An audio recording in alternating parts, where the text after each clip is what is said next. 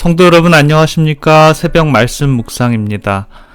아담과 하와의 범죄 이후에 가인이 아벨을 죽인 살인이 이뤄지고 가인의 후손으로 말미암아 세상의 죄가 간영함에 따라 하나님께서는 물로 세상을 쓸어버림에 대한 이야기가 노아의 방주, 노아의 대홍수의 이야기로 이어집니다.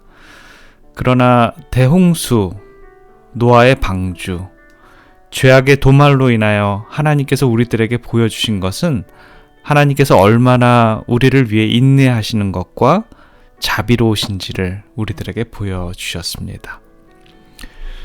그리고 하나님께서 인류에게 두 가지 약속을 하시는데요. 창세기 9장에 보면 이 두 가지 약속이 등장합니다. 첫 번째는 생육하고 번성하며 땅에서 번성하라는 약속이고요. 두 번째는 다시는 홍수로 인류를 멸망치 않겠다라는 그런 약속입니다. 우리가 인류를 두 가지 유형으로 구분하면요. 하나님을 경외하는 사람들과 하나님께 반항하는 사람들이 있습니다. 하나님을 신뢰하지 않고 믿지도 않고 자기 멋대로 세상과 짝하는 그러한 사람들. 그러한 사람들의 모습을 성경은 이렇게 설명하는데요. 로마서 1장에 보면 잘 열거되어 있습니다. 하나님을 알되 하나님으로 영화롭게도 아니하며 지혜 있다고 하나 우준하게 되어 썩어지지 아니하는 하나님의 영광을 썩어질 사람과 금수와 버러지 형상의 우상으로 바꾸었다고 하나님의 없는 비참한 죽음과 절망의 세계를 요약하고 있습니다.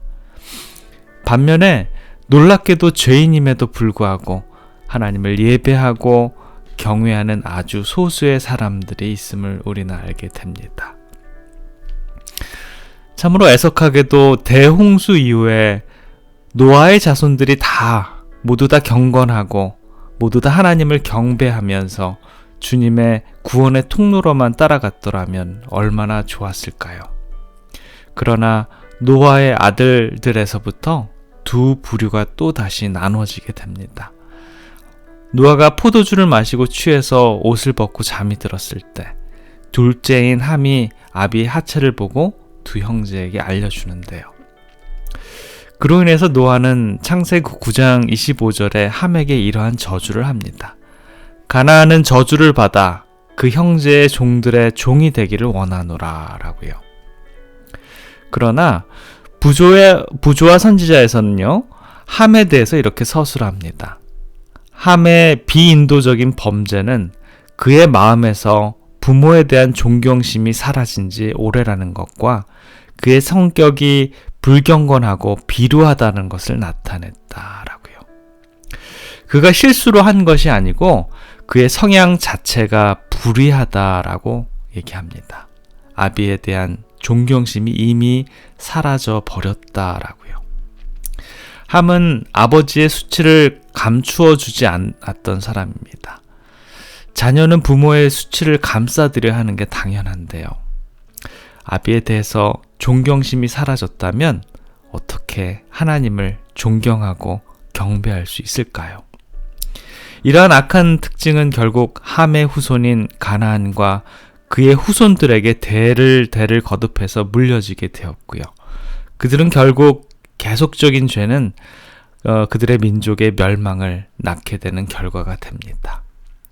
부모의 수치를 드러내는 자, 부모를 존경하지 않는 자들은 결국 하나님을 경배하지 못하고요. 결국에는 하나님의 복을 받지 못한다라는 것을 여실히 우리들에게 증명해 보이고 있는 것이지요. 그 반면에 셈과 야벳이 나타난 아버지에 대한 존경, 그렇게 함으로 나타난 하나님의 계율들에 대한 존경은 그들의 후손들에게 한층 밝은 미래를 약속받게 됩니다. 창세기 9장 26절과 27절에는요. 셈의 하나님 여호와를 찬송하리로다. 가나안은 셈의 종이 되고 하나님이 야벳을 창대케 하사 셈의 장막을 거하게 하시고 가나안은 그의 종이 되게 하시기를 원하노라. 그런데 창세기 11장 이후에 보게 되면 셈과 함과 야벳의 후손들 중에 결국에는 셈의 족보만이 믿음의 후손이 됨을 보게 됩니다. 셈의 후손에서 믿음의 후손인 아브라함이 나오게 되고요. 마태복음 1장 1절에 보면 셈의 후손인 아브라함과 다윗의 자손 예수 그리스도의 세계라. 셈부터 시작해서 아브라함, 다윗, 결국에는 예수 그리스도의 믿음의 족보는 그렇게 이어가게 되는 것이지요. 저와 여러분이 어떠한 마음으로 우리가 지금 어떠한 결정을 하느냐에 따라서 우리들의 후손 대대로 어떠한 영향 안에 있느냐가 결정되는 것입니다. 나의 생각과 말과 행동이 우리 가정에, 우리 자녀의 자녀까지 영원한 축복 안에 있느냐, 아니면 영원한 저주 안에 있느냐 하는 것이죠. 아프리카에 가면 결혼을 앞둔 처녀들에게 행하는 한 가지 행사가 있다고 합니다. 그것은 많은 처녀들이 옥수수밭에 한 고랑씩을 맡아 그 고랑에서 제일 크고 좋은 옥수수를 한 개를 따는 일인데요. 제일 크고 좋은 옥수수를 딴 여자가 그날의 승자가 되는 것입니다. 그런데 한 가지 규칙이 있는데, 한 번 지나친 것은 다시 돌아볼 수 없고 다시 돌아갈 수 없다라는 규칙입니다. 오직 앞만 보고 가다가 마음에 드는 옥수수 하나만을 따는 것입니다.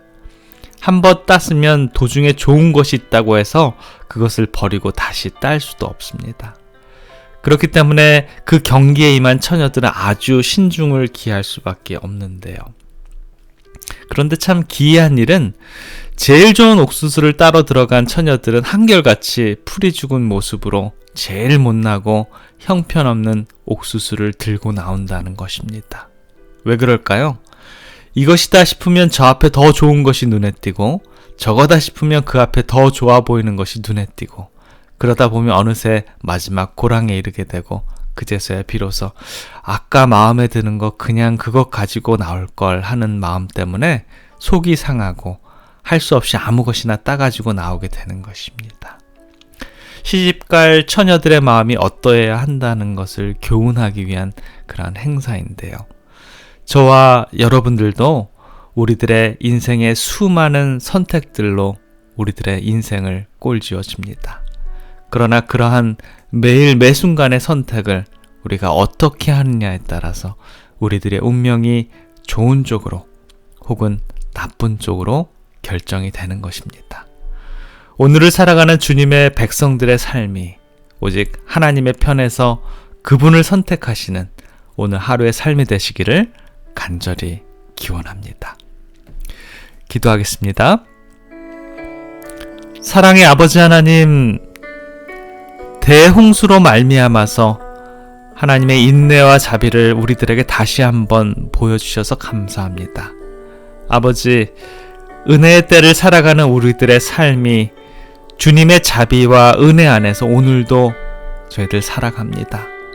늘 감사하는 우리들의 삶이 되도록 주님 인도하여 주시옵소서.